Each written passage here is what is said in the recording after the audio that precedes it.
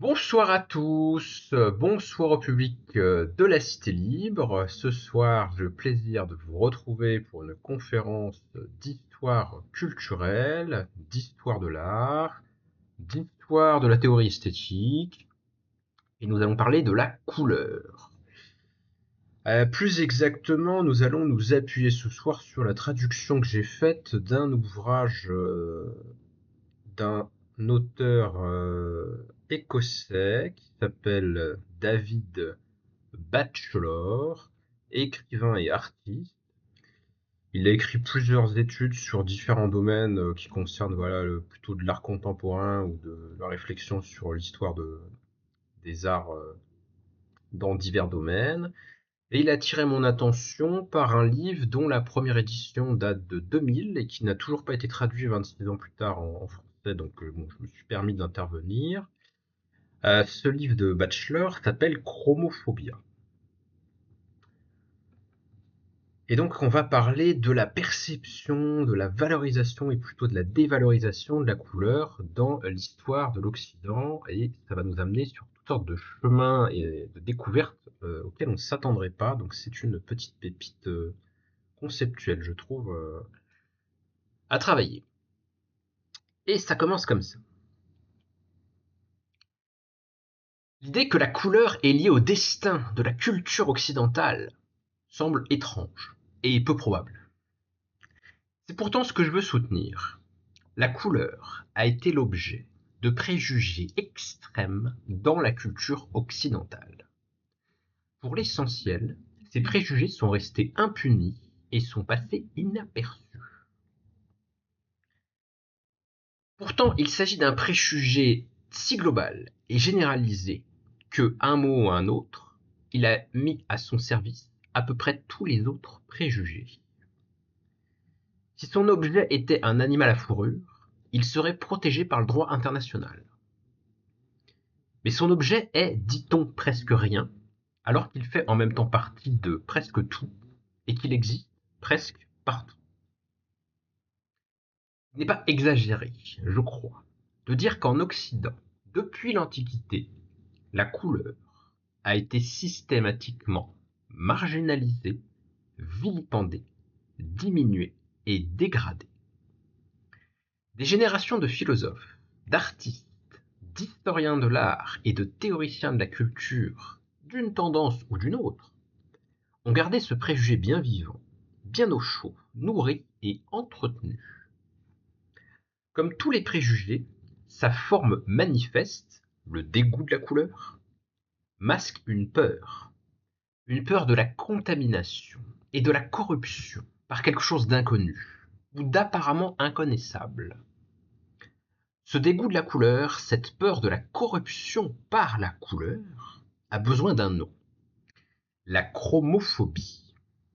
Donc il va forger un concept pour désigner justement un type de réalité qui, avant qu'il soit conceptualisé précisément et nommé par David Batchelor, bien n'avait pas vraiment été remarqué ou été largement passé sous les radars de l'histoire culturelle, de l'histoire de l'art, ou en tout cas n'avait pas reçu la pleine reconnaissance qu'il mérite pour réfléchir à nos préjugés finalement. La chromophobie se manifeste par des tentatives nombreuses et variées de purger la couleur de la culture, de dévaloriser la couleur, de diminuer sa signification, de nier sa complexité. Plus précisément, cette purge de la couleur est généralement accomplie de deux manières. Dans la première, la couleur est considérée comme la propriété d'un corps étranger, entre guillemets, et dans cet imaginaire finalement chromophobe, ou hostile à la couleur va souvent être associée à un autre élément étranger ou inférieur qui pourrait être, par exemple, le féminin, l'oriental, le primitif, l'infantile, le vulgaire, l'homosexuel ou le pathologique. Et la première pensée qui me vient juste en lisant cette phrase, c'est tiens, le drapeau LGBT contemporain, il est fait de quoi? Plein de couleurs. Donc première manière de dévaloriser la couleur, on va l'associer à un corps étranger, un corps horrible, hein, un corps repoussant, un corps pathologique, qui aura telle ou telle caractéristique, mais qui à chaque fois sera tenu comme menaçant, inférieur, corrupteur, hostile. Première manière de reléguer la couleur à une position subalterne ou d'essayer de la nier. Autre démarche possible, la couleur est reléguée au domaine du superficiel, de l'accessoire, de l'inessentiel ou du cosmétique. C'est pas très important, c'est juste de la couleur. C'est juste une option, comme il y aura une option sur une voiture, c'est l'option couleur. C'est pas très important dans le choix de la voiture, normalement, a priori, en général, pour une personne raisonnable. C'est secondaire, c'est la couleur. Dans la première démarche, la couleur est considérée comme étrangère et donc dangereuse. Dans la seconde façon d'être chromophobe, elle est perçue comme une simple qualité secondaire de l'expérience, et donc indigne d'une considération sérieuse. La couleur est soit dangereuse, soit insignifiante, soit les deux à la fois. Alors comment est-ce qu'elle peut être à la fois dangereuse et insignifiante? Et bien là on a affaire au caractère illogique finalement d'un certain nombre d'idéologies ou du préjugé dans certaines de ces manifestations. On trouvera d'ailleurs un peu la même ambivalence quand on étudie l'histoire des préjugés contre les femmes par exemple. La femme, elle va être tantôt insignifiante, bête, superficielle, secondaire, dépendante de l'homme, tantôt elle va être dangereuse, malsaine, perfide, corruptrice, responsable de la chute. Mais comment quelque chose peut être à la fois insignifiant et dangereux? D'un point de vue logique, c'est contradictoire. Mais dans le préjugé, ces contradictions sont gommées ou acceptées passivement sans que l'aspect contradictoire frappe la conscience. Et ça marche pour pas mal de préjugés en fait. Hein. Le sexisme, ça marche assez bien. Le racisme, ça marche assez bien. Enfin, il y a un certain nombre de discours non rationnels et hostiles à quelque chose qui arrivent à combiner justement des qualités ou des aspects qui semblent illogiques. La couleur est donc étrangère aux valeurs supérieures de la culture occidentale. Ou peut-être la culture est-elle différente des valeurs supérieures de la couleur, selon le point de vue qu'on adopte. Ou alors c'est que la couleur est la corruption de la culture. Voici un exemple presque parfait de la chromophobie d'un manuel. Et attention, on va tout de suite voir que ça nous amène sur une autre ligne de préjugés qui fonctionne avec les mêmes schèmes conceptuels fondamentaux. L'union du dessin et de la couleur est nécessaire pour engendrer la peinture, tout comme l'union de l'homme et de la femme pour engendrer l'humanité. Mais le dessin doit conserver sa prépondérance sur la couleur, sinon la peinture court à sa perte. Elle chutera à cause de la couleur, comme l'homme à cause d'Ève. Ce texte a été écrit dans la dernière décennie du XIXe siècle par le bien nommé Charles Blanc, critique, théoricien de la couleur, et parfois directeur des arts dans le gouvernement socialiste de 1848 en France. Entre parenthèses, c'est un abus de langage de parler d'un gouvernement socialiste. Le gouvernement de la Seconde République, issu de la Révolution de 1848, avait une certaine ambition sociale, en tout cas à ses débuts. Mais c'est tout à fait un abus de langage de le qualifier de socialiste, même s'il y avait bien un ou deux radicaux socialistes peut-être quelque part dans le gouvernement. Enfin bon, c'est un détail. Alors, qui est ce Charles Blanc qui nous explique que finalement la peinture doit se garder d'une prépondérance de la couleur, faute de quoi elle sombrera dans la chute, une chute qui est analogue dans son schéma finalement à la chute de l'humanité à la cause de la corruption d'un élément là aussi inférieur, l'élément féminin, Ève. Voir une vidéo précédente de la chaîne sur la question du péché originel pour ceux que ça intéresse. Donc ce Charles Blanc, il identifie la couleur au féminin entre guillemets dans l'art. Il affirme la nécessité de subordonner la couleur à la discipline entre guillemets masculine de la conception ou du dessin. Il fait preuve d'une réaction typique des phobiques, une survalorisation massive du pouvoir de ceux qu'il craint. Et il ne dit rien de particulièrement original, puisque c'est pas le premier ni le dernier à être chromophobe, comme on va le voir dans cette étude. Et Charles Blanc, c'est quand même pas n'importe qui, puisque je crois quand même qu'il a eu la chaire d'esthétique du Collège de France à son époque, hein, du temps de sous l'Empire, le Second Empire, je crois. Enfin, faudrait regarder les détails de la biographie du bonhomme. Je jette un coup d'œil. Académie française, Académie des Beaux-Arts, enfin que du beau monde. Hein.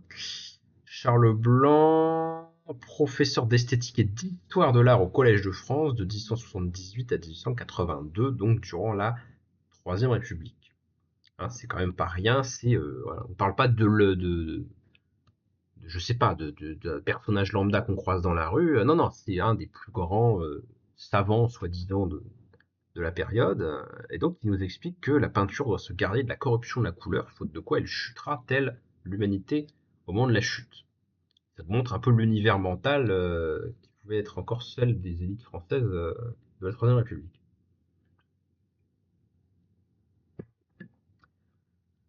Pour Blanc, la couleur peut être ignorée ou rejetée.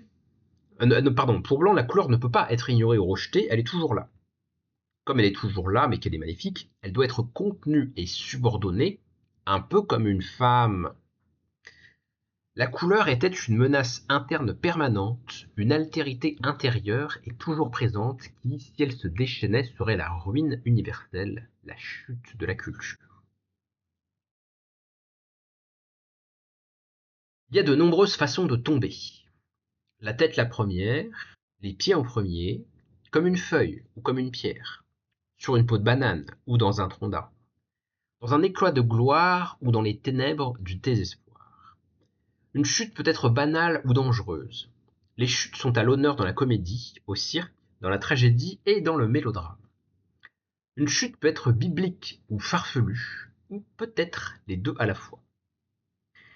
La plupart des histoires de la descente dans la couleur sont des histoires de déchéance. En d'autres termes, elles ont des débuts et des fins à peu près similaires. Nous savons très généralement où elles vont finir. En ce sens, ce ne sont pas des mystères. Mais ce qui est intéressant, c'est la manière et les détails de la chute. Les termes utilisés pour décrire la descente, les étapes et les lieux, les rebondissements, les costumes et les accessoires, et enfin le lieu où la chute s'arrête, le lieu de la couleur. La grammaire des arts du dessin de Charles Blanc, donc notre théoricien français, a été publiée en 1867. Et c'est un bon point de départ, en partie parce que sa chromophobie n'est pas aussi évidente que sa rhétorique de l'Ancien Testament le suggère de prime abord. Blanc était, par exemple, un partisan de Delacroix en peinture, qu'il qualifiait de l'un des plus grands coloristes des temps modernes. Il était redevable des théories de la couleur, du chimiste Eugène Chevreuil, ainsi que des principes de l'optique newtonienne. Pourtant, malgré son engagement en faveur d'une science émergente de la couleur, sa théorie de la peinture s'exprime en termes de cosmologie presque médiévale, une cosmologie dans laquelle la couleur occupe une place très particulière. Pour Blanc, la peinture est l'art d'exprimer toutes les conceptions de l'âme au moyen de toutes les réalités de la nature. En d'autres termes, si la peinture utilise la nature, sa valeur réelle se situe au-delà de la nature. Elle traite des conceptions de l'âme, c'est un travail de l'esprit. Elle est toujours plus que descriptive, car le peintre subordonne la beauté physique à la physionomie morale. Donc on a chez Blanc une conception générale de l'esthétique et de la peinture en particulier qu'on pourrait qualifier de spiritualiste. Il y a deux éléments finalement dans l'œuvre d'art, il y a l'élément matériel et l'élément spirituel. L'élément matériel, par exemple, ça pourrait être la couleur pour la peinture, mais c'est pas ça le plus important, parce que ça n'est qu'un moyen, c'est l'élément nécessaire auquel il faut nécessairement se confronter pour faire quelque chose, mais qui est en quelque sorte un mauvais moment à passer. Un peu comme la nature chez Hegel, autre auteur spiritualiste qui était d'ailleurs influent de plus en plus dans la deuxième moitié du 19e siècle en France, avec des auteurs comme Hippolyte Taine aussi, le théoricien de l'art aussi, qui a développé aussi une philosophie de l'art. Euh, donc dans cette approche spiritualiste, la nature est inférieure à la culture slash la spiritualité, la spiritualité, l'esprit, l'âme s'emparent de moyens matériels pour trouver à s'exprimer, mais ce qui compte vraiment, évidemment, c'est les conceptions de l'âme qui sont en quelque sorte incarnées ou présentes dans l'objet d'art, dont la forme de l'objet, la forme matérielle n'est que le bateau, le véhicule, le vecteur, sans être le fond ou l'essentiel. Hein. Ce qui continue nécessairement dans cette théorie dualiste de positionner la couleur du côté de l'inessentiel de l'œuvre d'art, hein, du côté du moyen matériel dont on peut pas se passer, mais voilà, qui n'est pas le fond. Quoi. Donc on a vraiment une conception voilà, spiritualiste et dualiste qui n'est pas originale, hein, qui vraiment, voilà, là j'ai dit qu'on pourrait la rattacher potentiellement à certains aspects de la philosophie esthétique hegelienne, ou la philosophie naturelle hegelienne, mais bon, ce dualisme spiritualiste, il est très très vieux en Occident, avec le christianisme, avec le platonisme, avec un certain nombre voilà, de théories sur les rapports du haut et du bas, de l'inférieur et du supérieur, du monde matériel et du monde spirituel. Bon, dichotomie classique. Au centre de l'univers moral de la peinture de blanc, plus familier à l'époque qu'aujourd'hui, se trouve l'idée, entre guillemets, incarnée dans la forme humaine. L'expression de la vérité morale dans la création exige la correction des divers accidents et contingences de la nature. Néanmoins, l'artiste, je cite Blanc, représentera nécessairement la figure humaine par ses caractères particuliers, voire accidentels. Et pour ce travail, la peinture, je cite, sera l'art le plus propre parce qu'elle fournit à l'expression d'immenses ressources. L'air, l'espace, la perspective, le paysage, l'ombre et la lumière, la couleur. Cette liste des immenses ressources de la peinture n'a évidemment pas été dressée au hasard, et ce n'est pas un hasard si la couleur arrive à la fin des ressources utiles au peintre, après la composition, après le dessin, après le clair-obscur. Ça vient en dernier dans la liste de ce dont doit se servir l'artiste, parce que c'est l'élément le moins important dans la perspective, en fait un peu morale, hein, de la conception de Charles Blanc, ce qui nous prouve encore une fois, soit dit en passant, à quel point les théories esthétiques sont dépendantes de présupposés à la fois métaphysiques et moraux, très souvent. Pourtant, pour Charles Blanc, je cite, la couleur en peinture est un élément essentiel, presque indispensable. Phrase délicieuse, hein, presque indispensable. Peut-être ce serait indispensable, mais si c'était dispensable, est-ce que ce serait de la peinture, s'il n'y avait pas de couleur? Presque indispensable. Ah bon. Donc la couleur en peinture est, nous dit Charles Blanc, un élément essentiel, presque indispensable, car ayant toute la nature à représenter, le peintre ne peut la faire parler sans lui emprunter son langage. Et alors là, ça devient vraiment baroque si on réfléchit aux termes qu'il utilise pour nous décrire la nature des éléments de l'activité picturale, parce qu'il nous dit que la couleur, ce serait le langage de la nature. La nature parle avec de la couleur. Très étrange comme métaphore. Hein. Donc, la couleur est indispensable au peintre. C'est le langage que parle la nature. Il faut parler son langage pour la représenter. Mais ça reste quelque chose d'utilitaire. Le langage n'est-il pas un moyen, un véhicule pour la pensée? Quelque chose finalement dont la pensée en soi pourrait se passer ou qui lui serait préalable. Je pense avant de trouver peut-être les mots pour le dire. Donc là encore, assimiler la couleur à du langage, n'est-ce pas l'assimiler à quelque chose de inférieur, dérivé, utilitaire, subordonné. Il faut que les mots se plient à la pensée qu'on veut exprimer par eux, donc le langage est inférieur à l'esprit. Toute une hiérarchie ontologique des réalités, à la fois ontologique et morale. Donc on ne peut pas se passer de couleur pour peindre. Charles Blanc écrit: les êtres intelligents ont un langage représenté par des sons articulés. Les êtres organisés, tous les animaux et les végétaux, s'expriment par des cris ou par des formes, des contours ou des portées. La nature inorganique n'a que le langage de la couleur. C'est assez anthropomorphique, c'est vachement... Ouais, c'est ce que je mets en dessous en note. Hein. C'est très anthropomorphique comme conception. La nature parle avec de la couleur. Ah bon? C'est par la couleur seule, nous dit Charles Blanc, qu'une pierre nous dit qu'elle est un saphir ou une émeraude. Bon, là, on voit le danger des métaphores. Hein, dès qu'on a la prétention d'établir une théorie rationnelle et pas faire de la poésie, les pierres parlent en nous disant qu'elles ont une couleur. Elles nous disent qu'elles sont cette sorte-là de pierres par leur couleur.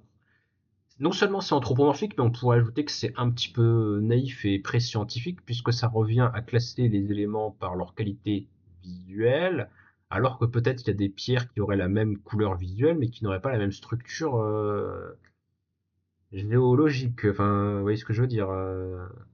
Le chimiste ou la personne qui fait l'analyse ouais, chimique, je pense, des cailloux, il les juge pas en fonction de leur couleur, il les juge en fonction de propriétés plus abstraites que ça. Donc, bon, c'est un peu étrange.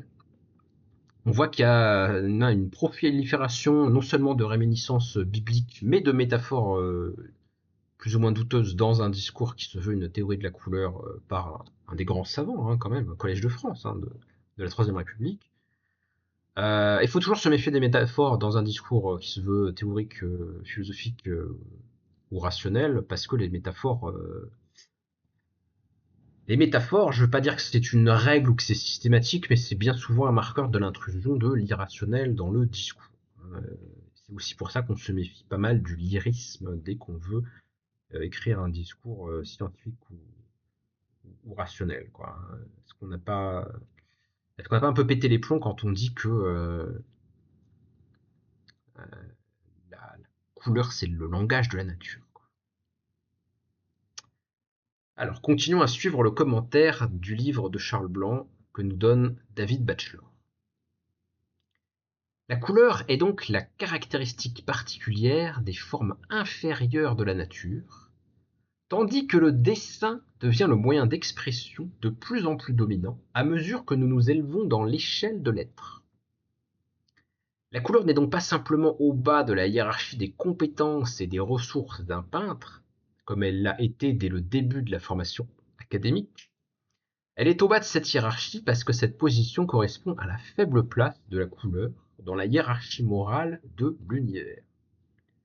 La couleur, c'est le langage de la nature inorganique, sauf que depuis cette phase de nature inorganique, il y a des êtres supérieurs qui ont été créés, hein, les êtres humains notamment. Les êtres humains, ils ont un langage qui n'est pas le langage des couleurs, qui est un langage abstrait, intellectuel. Donc, euh, la couleur, c'est pas un moyen de communication adéquate aux formes les plus avancées, hein, de l'esprit, ou les formes supérieures du point de vue spirituel. Hein, il y a vraiment un spiritualisme latent chez cet auteur-là, alors qu'on est à la fin du XIXe siècle, sous la Troisième République en France, et pourtant, le spiritualisme reste bien présent. Charles Blanc remet en question l'idée, répétée tous les jours, nous dit-il, selon laquelle, je cite, « On apprend à être un dessinateur, mais on est coloriste. » Le dessin serait de l'ordre de l'acquis et du travail, tandis que la couleur serait de l'ordre du don et de l'inné. Il s'oppose à cette idée parce que, évidemment, ça donnerait beaucoup de valeur, d'une certaine façon, au talent en matière de maîtrise de la couleur. Ce serait un talent inné, donc la marque un peu du génie, de ce qui s'apprend pas, vous voyez. Bon. Rien n'est plus faux, affirme-t-il. L'intérêt de la couleur est qu'elle est, je cite, soumise à des lois fixes, et qu'elle est fondamentalement, je cite, plus facile à apprendre que le dessin. La couleur, c'est l'élément inférieur, ça c'est la thèse de Charles Blanc qui veut défendre. Il pourrait ici faire allusion aux recherches systématiques de Chevreuil sur le mélange des couleurs, aux expériences antérieures au XVIIIe siècle de Newton sur la division prismatique de la lumière, ou même aux expériences de Goethe sur la psychologie des couleurs. Mais ce n'est pas comme ça que ça se présente, il ne va pas argumenter sur ce terrain-là, scientifique, chimique ou physique. C'est plutôt Dieu qui nous permet d'accéder aux lois de la couleur, tout en nous laissant deviner les lois éternelles de la forme. Alors suivons le texte de Charles Blanc. Je cite, « La forme parfaite qui sort de la main de Dieu nous est inconnue, elle reste toujours voilée à nos yeux. Il n'en est pas ainsi de la couleur, et il semble que l'éternel coloriste a été moins jaloux du secret que l'éternel créateur, puisqu'il a montré l'idéal de la couleur dans l'arc-en-ciel, où l'on voit dans une graduation sympathique, mais aussi dans une promiscuité mystérieuse, les teintes mères qui engendrent l'harmonie universelle des couleurs. La couleur est moins cachée que la forme des choses. La couleur est premier degré et elle est là de façon nette et visible. C'est quelque chose de simple, ça n'a pas donc l'aspect ineffable ou caché des lois qui structureraient le monde. C'est forcément inférieur puisque c'est du côté du visible, du sensible, de ce qui se donne immédiatement au sens. C'est presque animal, un animal peut voir les couleurs, tandis qu'un animal, il comprend pas les proportions géométriques pour faire un temple grec comme il faut. Voyez. La couleur, elle est du côté de la sensation, pas du côté de l'intelligence. Hiérarchie des sensations, enfin des sens, pardon, hiérarchie des facultés, euh, hiérarchie qui est à la fois ontologique et morale. C'est ici, dans la figure de l'arc-en-ciel, que la théorie de la création de blanc rencontre la théorie moderne des couleurs, que Dieu rencontre Newton. C'est la science qui nous a permis d'accéder à l'esprit de Dieu, ou du moins à une petite partie relativement mineure de cet esprit, et c'est par la science que la couleur peut être enfin rendue conforme aux exigences supérieures de l'idée. Blanc a un autre problème avec la couleur, le problème chinois. Et oui, ça devient de plus en plus chinois ce texte. Il faut prouver que le coloriage est plus facile que le dessin. Ainsi, il importe peu que les artistes orientaux soient meilleurs coloristes que les occidentaux. Il concède, je cite, de tout temps les Chinois ont connu et fixé les lois de la couleur, et la tradition de ces lois fixes, transmises de génération en génération jusqu'à nos jours, s'est répandue dans toute l'Asie, et c'est si bien perpétué que tous les artistes orientaux sont des coloristes infaillibles, puisqu'on ne trouve jamais de fausses notes dans la trame de leurs couleurs. Donc il est prêt à reconnaître, ou à attribuer en tout cas, parce que reconnaître, ça serait sous-entendre que ce serait vrai et que tout ça c'est des faits, alors qu'on a affaire à des discours, très contestables. Il attribue aux Chinois et aux Orientaux une supériorité dans le maniement des couleurs, dans le domaine de l'art, mais ils sont supérieurs dans le domaine de la couleur, c'est-à-dire qu'ils sont supérieurs dans la partie inférieure de l'art. Ils sont supérieurs là où c'est pas très important d'être supérieur. Ah, donc en fait, sous réserve d'une opposition entre doué pour la couleur, pas doué pour la couleur, on retrouve une opposition entre eux et nous, les Européens, voire les Occidentaux et les Asiatiques. Les Asiatiques, ok, ils sont bons dans la couleur, mais ils ne sont bons que dans ça, sous-entendu, dans ce qui est le moins important, du point de vue de Charles Blanc. Mais poursuit-il, cette infaillibilité serait-elle possible si elle n'était engendrée par des principes certains et invariables? Donc ils sont toujours bons dans la couleur, nous dit Charles Blanc, parce que la couleur elle a des lois. La couleur, c'est simple à comprendre. La couleur, c'est pas l'élément le plus valorisé de l'œuvre d'art, de la peinture.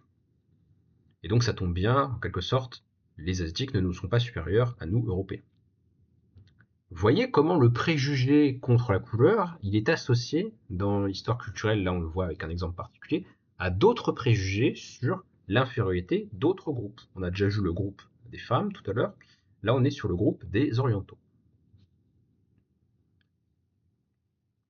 Je cite, « Même si les coloristes peuvent nous charmer par les moyens que la science a découverts, il faut rester sur ses gardes, car, citation de Charles Blanc, le goût de la couleur, quand il prédomine absolument, coûte bien des sacrifices.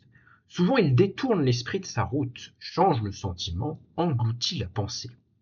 Le coloriste passionné invente sa forme pour sa couleur. Ah, invente sa forme pour sa couleur, c'est-à-dire que l'élément supérieur normalement, dans la théorie classique, la forme, elle est mise au service de la couleur. Et ça c'est un renversement, c'est une diablerie, c'est une perversion, c'est l'inverse. C'est la couleur qui doit servir la forme, du point de vue spiritualiste que défend Charles Blanc.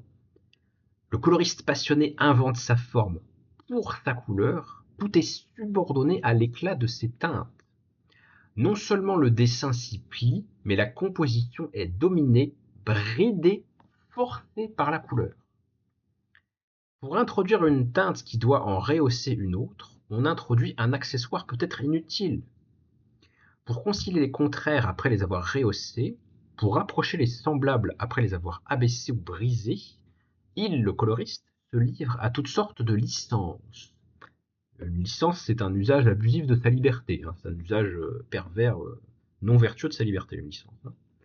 Il se livre à toutes sortes de licences, cherche des prétextes à la couleur, introduit des objets brillants, meubles, morceaux d'étoffe, fragments de musique, armes, tapis, vases, volets de marche, murs, animaux à fourrure, oiseaux au plumage voyant. Entre parenthèses, tous ces éléments-là font fortement penser à la peinture orientaliste du XIXe siècle, qui met beaucoup justement tout ce qui était chatoyant, flamboyant, qui plaît au sens, quoi. L'Orient un peu décadent, un peu magique, un peu sulfureux, sensuel, érotique. L'Orient de l'orientalisme, qui crée des œuvres géniales, comme chez Delacroix, avec la mort de Sardanapale, etc., etc. Ainsi, nous dit Charles Blanc, à cause de cette séduction maléfique de la couleur, les couches inférieures de la nature prennent la première place de l'être humain qui seul devrait occuper le sommet de l'art, car lui seul représente la plus haute expression de la vie, qui est la pensée. Donc, les peintres qui se laissent séduire par la couleur, ils représentent plus trop les humains ou pas assez, ils représentent des objets qui se prêtent à une couleur chatoyante ou à des contrastes de couleurs chatoyantes. Ils délaissent l'être humain au profit de choses qui plaisent à la vue. Et ça, c'est une véritable perversion, ça nous éloigne du spirituel, ça nous éloigne de ce qui est au-delà de ce monde. C'est l'aspect vraiment spiritualiste. D'ailleurs, il faut noter que ces conceptions spiritualistes, elles n'ont pas nécessairement besoin d'être ancrées dans une culture chrétienne. Je pense que dans le cas de Charles Blanc, ça se sent assez bien, parce qu'il nous parle de Dieu comme si c'était un être réel, donc manifestement, on a affaire à un déiste, sinon à un chrétien stricto sensu. Mais on peut être spiritualiste sans être chrétien, ou sans être religieux à la limite, comme chez Platon, plus ou moins. Et où est-ce que ça nous mène, donc, cette passion de la couleur? Eh bien, à la déchéance, vous avez compris le raisonnement. D'une position élevée, si proche de Dieu, nous avons dégringolé les marches, dépassé les animaux à fourrure et les oiseaux voyants, traversé un enchevêtrement d'objets et de bibelots orientaux, coussins, pantoufles, narguillettes, turbans, burnous, cafetans, nattes, parasols, pour nous retrouver face contre terre parmi les formes inférieures de la nature. Donc, on a affaire à ce stade-là de la réflexion sur la chromophobie de Charles Blanc à un nouveau procédé d'infériorisation de la couleur. On a vu qu'on pouvait inférioriser la couleur en la rapprochant d'un élément inférieur qui est bien évidemment la femme qui est en dessous de l'homme, qui doit être subordonnée à l'homme, puisqu'on est sur un penseur du XIXe siècle, toute évidence conservateur et misogyne, plus ou moins. On a vu que la couleur elle était dévalorisée par association à un élément inférieur qui était les orientaux, les peuples non civilisés, les peuples sauvages, les peuples pas chrétiens, les peuples qu'on colonise justement à cette époque-là, au XIXe siècle. Les orientaux, surtout de l'orientalisme. On pense au livre de Edward Said sur l'orientalisme, bien sûr. Donc cet Orient du XIXe siècle, cet Orient de fantasmes et de stéréotypes, cet Orient charnel, libidinal, non civilisé, où donc, tout est possible, surtout ce qui est interdit par la morale conventionnelle, bourgeoise, chrétienne et de l'époque. Et donc là, on est rendu à un troisième moment ou un troisième élément de dévalorisation de la couleur. La couleur, elle est inférieure un peu parce qu'elle est féminine, un peu parce qu'elle est orientale, et un peu parce qu'elle est naturelle. Et il y aurait certainement une très forte association à creuser entre la dévalorisation historique de la nature, et je renvoie une vidéo précédente de la chaîne sur la femme et la nature de Suzanne Griffin. On avait déjà vu ces préjugés-là, on avait déjà vu ce couplage imaginaire entre l'élément féminin et l'élément naturel qui étaient tous les deux placés en position justement à la fois de dévalorisation et d'éléments qui sont considérés comme hostiles, qu'il faut maîtriser, qu'il faut dominer. Eh bien la couleur elle est associée à ces éléments-là. On pourrait faire une sorte de chaîne de notions interconnectées. Couleur égale femme égale Orient égale nature. Tout ça, c'est des éléments inférieurs qu'il faut nier ou subordonner pour les fins de la culture, de la spiritualité, de la maîtrise de soi, de toutes les valeurs supérieures de la tradition occidentale, classique, conservatrice.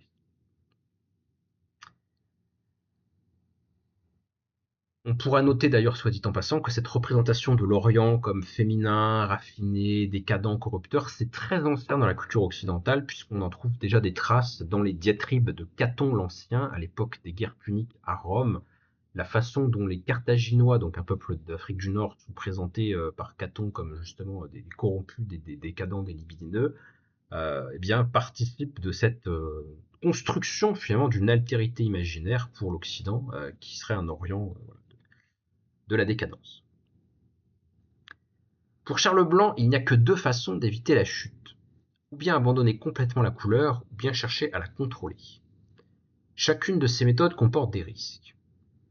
Il est un peu vague sur la première option, parce que parfois il nous dit que la couleur elle est essentielle à la peinture, parfois il nous dit qu'elle est presque indispensable. Presque indispensable, ça sous-entend qu'elle pourrait être éliminée, mais comment éliminer la couleur d'un tableau? Ça serait plus vraiment un tableau. Ailleurs, il se convainc que, je cite, les peintres peuvent parfois se passer de la couleur, mais un peu plus loin il la réintroduit. La couleur étant ce qui distingue particulièrement la peinture des autres arts, elle est indispensable aux peintres. Blanc semble donc avoir été réellement hésitant à propos de la couleur. Elle passe du statut d'élément essentiel à celui d'élément dispensable, ce qui est illogique, du statut d'élément inférieur dans l'ordre de la nature à celui d'essence et d'unicité de la peinture en tant qu'art. Mais est-ce que la peinture, ça a vraiment une valeur si c'est un art qui dépend de la couleur et si la couleur est un élément inférieur? Est-ce que la logique ne serait pas de rejeter la peinture dans son ensemble plutôt? Blanc ne peut pas tirer cette conclusion, enfin ne la tire pas en tout cas. Ce serait quand même problématique de dire qu'il faut jeter les tableaux aux ordures. En tout cas, ce serait étonnant comme discours d'un professeur d'histoire de l'art d'une haute institution scientifique et culturelle française comme le Collège de France sous la Troisième République, mais pourtant, s'il était logique avec lui-même, est-ce qu'il ne devrait pas prôner la destruction de la peinture en fait? Alors, puisqu'on ne peut pas se passer de la couleur, il faut essayer de la dominer, de la dompter par la volonté, hein, comme un cheval rétif, hein, comme un animal à dominer et exploiter justement. Animal égale femme égale nature égale couleurs, vous avez compris le schéma. Donc le coloriste doit choisir les harmonies de couleurs qui lui paraissent conformes à sa pensée. La pensée doit garder le rôle directeur. Nous sommes de retour chez Adam et Ève, dans un univers entièrement peuplé d'oppositions inégales, hommes et femmes, esprit et cœur, raison et émotion, ordre et désordre, absolu et relatif, structure et apparence, profondeur et surface, haut et bas, occident et orient, ligne et couleur. Et on pourrait ajouter à cette liste, hein, comme je le disais déjà, l'opposition nature-culture. Toutes ces oppositions sont sur un fond philosophique qu'on peut qualifier de spiritualiste. On est dans l'héritage de la pensée hiérarchique, du dualisme métaphysique de Platon, hein, entre le monde matériel qui est bas et imparfait et passager, et le monde spirituel, le monde idéal, le monde des idées qui sont éternelles et parfaites. Et puis on est aussi dans la lignée de l'héritage de l'illémorphisme d'Aristote, la théorie selon laquelle les substances concrètes sont formées d'une forme idéale, immatérielle, et d'une matière qui est inférieure, imparfaite, indéterminée, qui a besoin d'être formée, hein, justement par la capture en quelque sorte ou l'imprégnation d'une forme qui lui donne de l'ordre. La forme, c'est l'élément qui vient commander et informer l'élément inférieur. On a déjà rencontré donc cette construction symbolique dimorphique chez un certain nombre d'auteurs que je commente et critique sur cette chaîne dans ma perspective matérialiste et simondonienne. Alors je passe un petit peu, il y a d'autres textes qui nous confirment hein, voilà, ce statut inférieur de la couleur par rapport à la forme, par rapport à la ligne. La couleur c'était un peu du barbouillage. Ce qui est important dans la peinture, dans la perspective classique et académique, c'est le dessin. Le dessin c'est l'ordre, c'est la raison, c'est la géométrie, c'est la précision, c'est les mathématiques. Les mathématiques c'est abstrait, c'est pas comme les sens, hein, c'est pas comme les choses concrètes qui nous tombent sous les sens. Ça demande l'usage de son esprit. Hein, voilà. Tout ce contraste entre ce qui est de l'ordre du spirituel et ce qui est de l'ordre du charnel. À partir de ces différentes notions, il pourrait être intéressant, c'est une perspective que je lance, prenez la balle au bon si vous voulez, il faudrait réfléchir à quelque chose comme un concept du conservatisme esthétique. Voilà, qu'est-ce que c'est d'être un conservateur dans le domaine de l'art? Pas au sens de vouloir conserver des formes d'art anciennes, mais au sens de vouloir, eh bien, je ne sais pas, développer une théorie qui place certains éléments dans une position de subordination hiérarchique par rapport à d'autres éléments qu'il faudrait dominer et juguler, hein. Peut-être que le conservatisme esthétique, ce serait quelque chose comme une théorie de l'art qui met en avant un mélange d'angoisse et de volonté de minorer un ou des éléments susceptibles d'être nuisibles dans la pratique de l'art. C'est une piste de réflexion. La chromophobie en Occident, donc je disais qu'on pouvait en trouver des traces en tant que ça dérive d'un héritage métaphysique fondé par le spiritualisme de Platon et d'Aristote, mais il y a une influence plus directe d'Aristote sur la chromophobie dominante de la culture occidentale. David Batchelor nous dit que la dévalorisation de la couleur, c'était en quelque sorte le prix à payer chez Aristote pour faire sortir l'art de l'iconophobie platonicienne générale. En effet, vous savez que chez Platon, les artistes sont condamnés parce que leurs œuvres ne représentent pas les choses telles qu'elles sont, c'est-à-dire telles qu'elles devraient être dans l'idée, hein, dans l'idéal, telles qu'elles sont conformément à leur essence que peut appréhender l'esprit par une intuition rationnelle. Mais les objets sont, eh bien, voilà, des choses qui sont imparfaites, qui sont des reproductions de reproductions, des copies de copies de la réalité. Donc chez Platon, l'art est banni, à quelques exceptions près, comme certaines formes d'art musical, parce qu'il y a une affinité entre les mathématiques et la musique. Chez Aristote, il n'y a pas cette condamnation générale de l'art qu'il y a chez Platon. Par contre, il hérite quand même hein, d'une certaine voilà, forme de spiritualisme hiérarchique. Donc c'est la couleur qui va faire les frais de la théorie esthétique d'Aristote.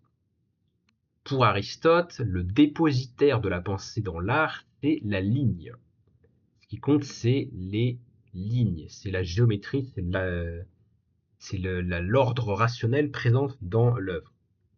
Tout le reste n'est qu'ornemental, c'est-à-dire c'est pour faire agréable, mais c'est secondaire, c'est pas ça qui fait la beauté. La beauté, elle est de l'ordre du rationnel et de forme géométrique et logique. Dans sa poétique, Aristote écrit une distribution aléatoire des couleurs les plus attrayantes ne procurerait jamais autant de plaisir qu'une image définie sans couleur. Donc si vous faites un dessin et que la forme est crédible et réaliste, peu importe qu'il n'y ait pas de couleur, ce sera toujours plus plaisant, nous dit-il. Il ne dit pas beau hein, d'ailleurs, hein, il dit plaisant, mais bon, le lien entre beauté et plaisir est toute une question qu'on explorera dans une conférence de philosophie ultérieure. Donc il nous dit, voilà, les couleurs les plus attrayantes, elles n'auront jamais autant de force de séduction, elles nous plairont jamais autant que la définition des lignes. Donc c'est vraiment les formes, l'ordonnancement des formes qui est l'essentiel de la beauté. C'est de là, nous dit Bachelor, que nous avons hérité d'un ordre hiérarchique dans la peinture qui, dans sa forme polie, décrit comme une descente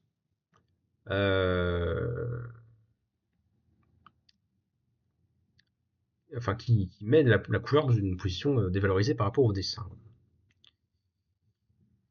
Cette iconophobie de Platon, soit dit par parenthèse, donc le rejet total des images et de l'art chez Platon, a certainement eu une influence sur certaines cultures islamiques. Hein. Il y a toute une réception du platonisme en islam, et notamment en islam iranien. Hein. Des gens qui se sont inspirés de la pensée de Platon dans un contexte religieux et métaphysique musulman. Et je fais une petite digression dans ma réflexion sur le texte de Bachelor. Je me dis qu'on pourrait peut-être qualifier de mathématisme le retentissement dans l'esthétique du schème illémorphique d'Aristote. Donc rappelle chez Aristote, les substances sont composées d'une forme et d'une matière, la forme c'est l'élément supérieur, la matière c'est l'élément inférieur. Eh bien, dans sa conception du beau, on a le sentiment que Aristote place le beau quasi exclusivement du côté de la forme, du côté de la ligne. Le beau, il est formel, il faut que la forme soit bien faite. Le reste, c'est de l'habillage, en quelque sorte, c'est de l'ornemental, c'est de l'inessentiel. Il y a donc un appel dans cette esthétique-là au respect des formes, et c'est ça qui va nous donner d'une certaine façon le classicisme. Qu'est-ce qu'être classique? Qu'est-ce qu'être faire une pièce de théâtre classique? Bah, c'est faire des alexandrins qui sont pile du bon nombre de syllabes ou d'unités de composition, et c'est suivre voilà, la règle des trois unités, c'est suivre tout un formalisme, tout un ensemble de règles abstraites qui sont censées définir ce que c'est que la bonne harmonie des parties. Il y a une affinité de fond entre mathématisme et spiritualisme, hein. On peut penser à Descartes, à Leibniz, à toutes sortes de philosophes dans l'histoire. Les mathématiques ont été valorisées dans la culture occidentale parce qu'elles détournent l'esprit du sensible, de ce qui se présente dans la sensation, hein, et donc notamment de la couleur. Les mathématiques nous détournent de ce qui existe dans l'espace et dans le temps, tel objet qui est à tel endroit et qui va disparaître au bout de telle durée de temps et qui est de telle couleur et qui est une couleur qui est attrayante. Donc on est piégé dans le sensible par la beauté en quelque sorte, hein, du point de vue spiritualiste. Donc l'abstraction mathématique, elle a été valorisée parce qu'elle nous détourne du sensible, de ce qui existe dans le temps et dans l'espace, au profit de réalités qui semblent ou qui pourraient paraître, enfin c'est tout un débat en philosophie des mathématiques, mais voilà, les réalités mathématiques semblent éternelles, elles semblent nous donner accès à des vérités qui sont toujours les mêmes, de plus 2 égale 4 c'est vrai partout et tout le temps, tandis que cet objet dans ma chambre c'est pas vrai partout et tout le temps parce qu'un jour il sera plus dans ma chambre, etc. Donc oui, il y a une affinité entre le spiritualisme et la vénération des mathématiques. Dans ces théories issues d'Aristote, le beau est de l'ordre d'une idée, d'un idéal saisi par l'intelligence. L'idée, comme plus tard Dieu, est suprêmement belle, elle est incorruptible, elle est éternelle, hein, c'est la métaphysique de Platon.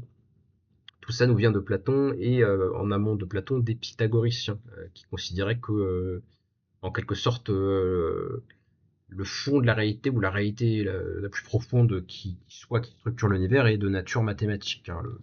La vérité du monde est dans le nombre en quelque sorte. Alors il y a un petit passage de la métaphysique d'Aristote qui traite du beau et des mathématiques justement. Aristote écrit: c'est se tromper que de reprocher aux sciences mathématiques de négliger absolument le beau et le bien.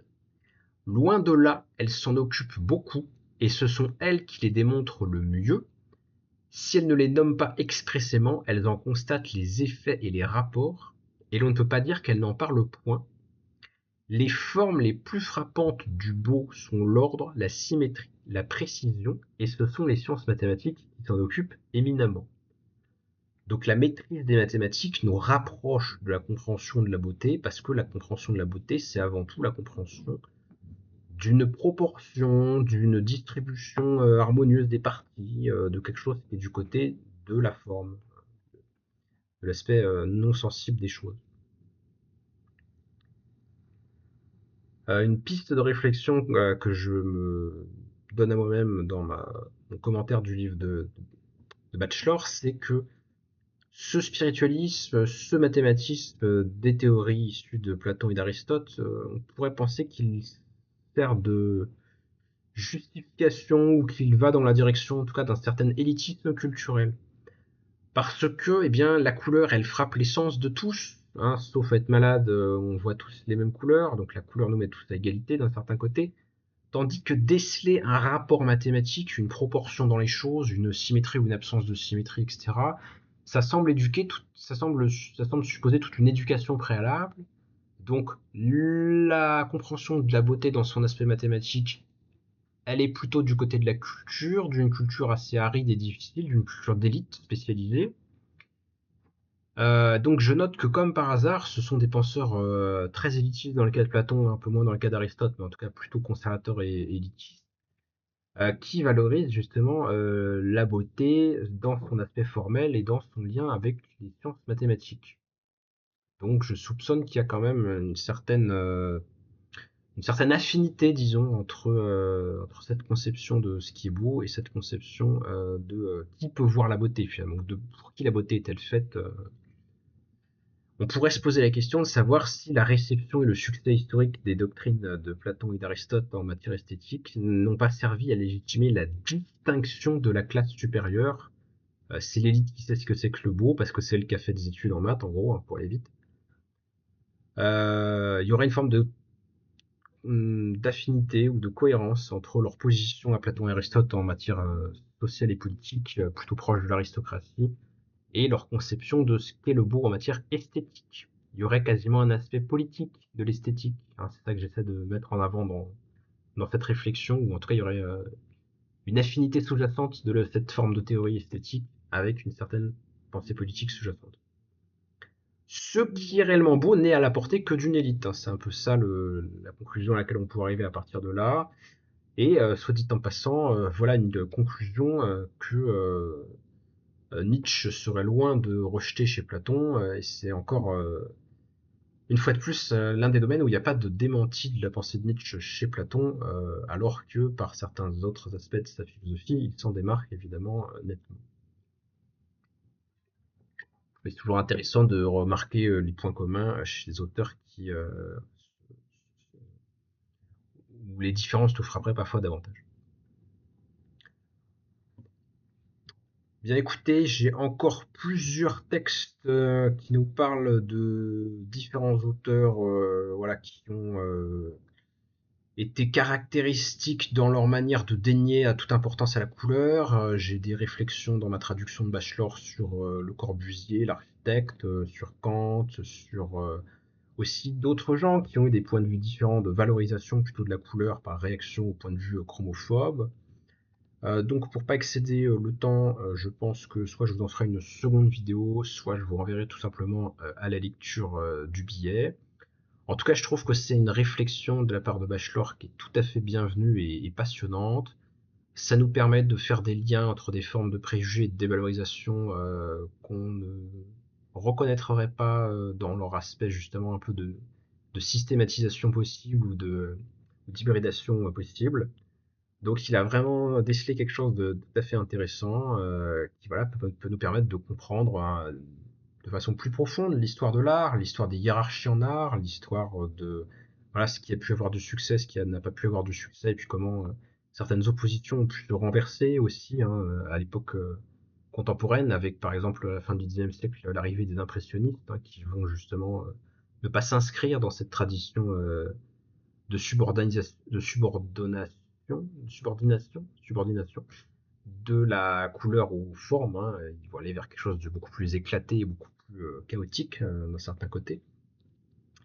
Donc voilà, j'espère que le sujet vous a intéressé et puis n'hésitez pas, pour ceux qui nous regardent sur YouTube, à rejoindre notre chaîne Discord La Cité Libre pour avoir l'occasion de suivre ces conférences en direct et d'en discuter. Voilà, j'espère que ça vous a intéressé et je vous dis à bientôt.